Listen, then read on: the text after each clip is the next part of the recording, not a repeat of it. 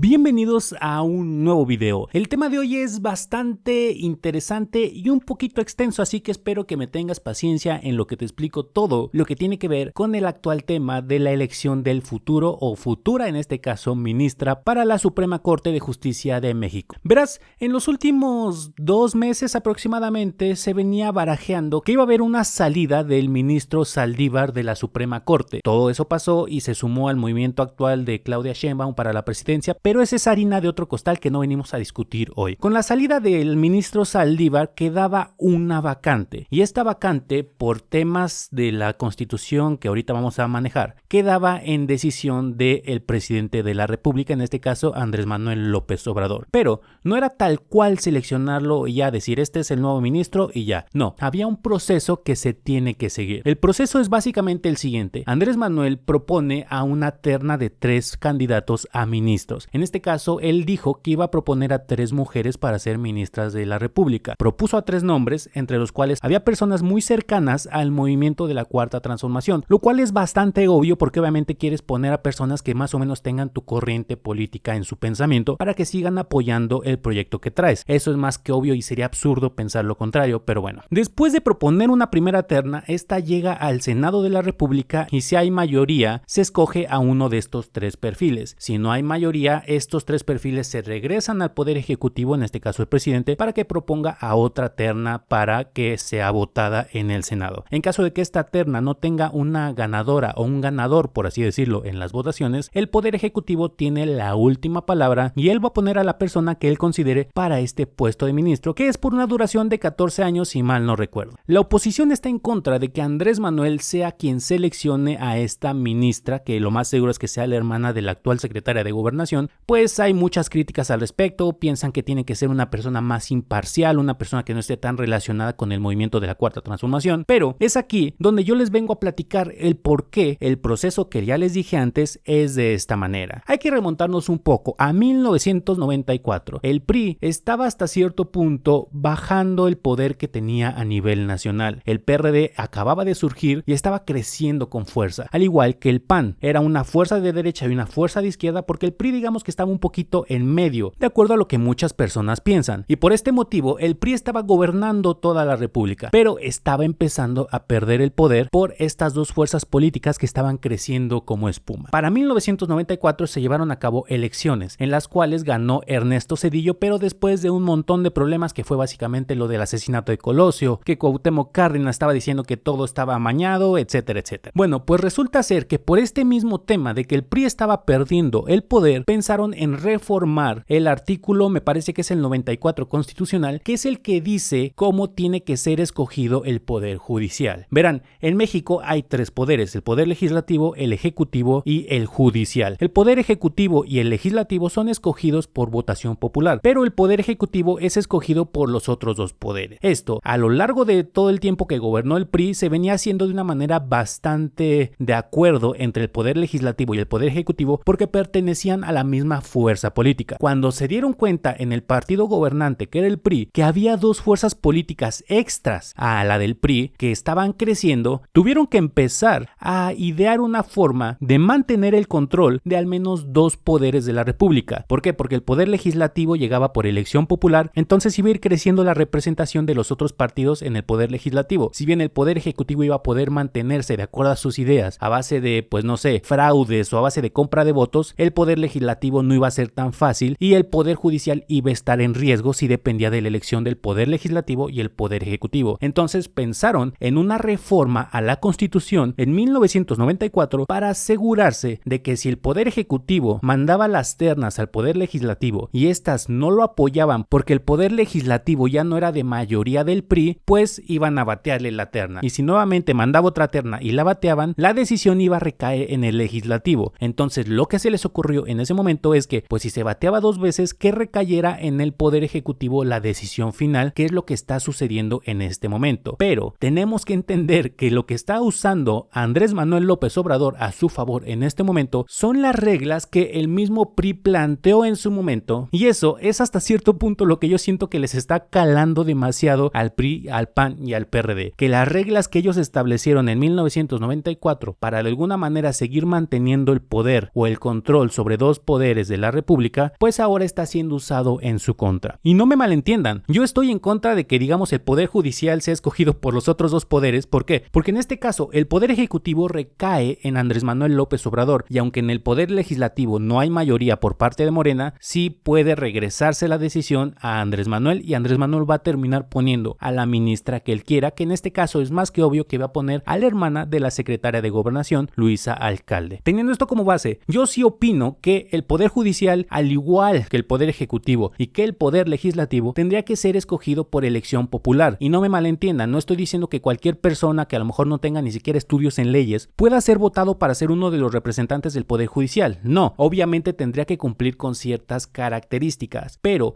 el pueblo tendría que tomar la decisión de acuerdo a los perfiles que están viendo para ver qué es lo que creen que pudiera ser mejor para ellos. Si ven a un posible ministro que tiene ciertas ideas de defender o de atacar ciertas cosas, bueno, pues no van a votar por esa persona si está en contra de nuestros pensamientos políticos. Y si vemos a otro posible candidato a ministro que de alguna forma tiene coincidencias políticas con nosotros como pueblo, pues vamos a escogerlo a él porque va a seguir el camino que creemos mejor. Y siento yo que este proceso democrático pudiera ser mejor para escoger al poder judicial. Ahora, otro de los temas con el que están atacando a las ternas que había propuesto Andrés Manuel López Obrador es que no cumplían, entre comillas, con las características que se exigían en la ley. No es del todo correcto. ¿Por qué? Porque bajo este mismo concepto de que les digo que todas las leyes que se reformaron en los 90s, 80s para de alguna manera beneficiar a los propios partidos o al propio partido que estaba en el poder, que era el PRI, se metieron ciertas palabritas o ciertas condiciones en las leyes. Esta ley que pide las características para que se escoja a un ministro de la Corte tiene una palabra bastante curiosa. ¿Por qué? Porque la ley no dice que un ministro de la Corte tiene que tener ciertas características, lo cual sería lo más factible. O sea, que dijera, no, pues tiene que ser licenciado en Derecho con 5 años de experiencia en no sé qué, bla, bla, bla. No, la ley dice que los ministros tienen que tener preferentemente ciertas características. ¿Y a qué me refiero con preferentemente? Que no necesariamente necesitan tener estas características. O sea, pueden tener características similares o ni siquiera tener estas características. Pero como la ley explícitamente no dice que tienen que ser tales características, si medio las cumples o incluso no las cumples, no estás incumpliendo con la ley, porque la ley dice preferentemente, más no exclusivamente, por lo cual esta fue otra de esas palabritas que meten en las leyes para que en su momento tengan forma de evitarlas o saltárselas. Así que en este momento, como les digo, lo que más les está calando o molestando, en este caso al PRI, PAN y PRD, es que el poder cambió de manos y en este caso Morena y Andrés Manuel López Obrador están usando las reglas que ellos mismos propusieron para pues poner a personas a modo hasta cierto punto, pero también están en contra de que Andrés Manuel modifique las leyes para que no sea él quien escoja a las personas, sino que sea el pueblo, lo cual es absurdo. ¿Por qué? Porque lo están criticando por usar las mismas reglas que ellos mismos propusieron, pero a la vez no dejan a Andrés Manuel cambiar las reglas para que sean hasta cierto punto más democráticas. Déjame tu opinión acá abajito, qué piensas acerca de todo este proceso, si estás en contra o a favor de lo que está haciendo Andrés Manuel en este caso, que es la persona que va a tomar la decisión por esta futura ministra de la Corte. Y pues si estás en contra, déjame acá abajito tu opinión, o si estás a favor también déjamela, hagamos debate. ¿Por qué? Porque este debate de diferentes ideas es lo que nutre el debate político y hace que tomemos mejores decisiones al momento de elegir a las personas en el poder. Déjame tu comentario acá abajito, y si no te has suscrito te invito a que lo hagas para que no te pierdas de ningún video que suba en un futuro. Y además, si te gustó, te agradecería mucho que dejes tu like y compartas para que este video y esta información llegue a más personas y no se propague información que no es real. Nos vemos en el siguiente video.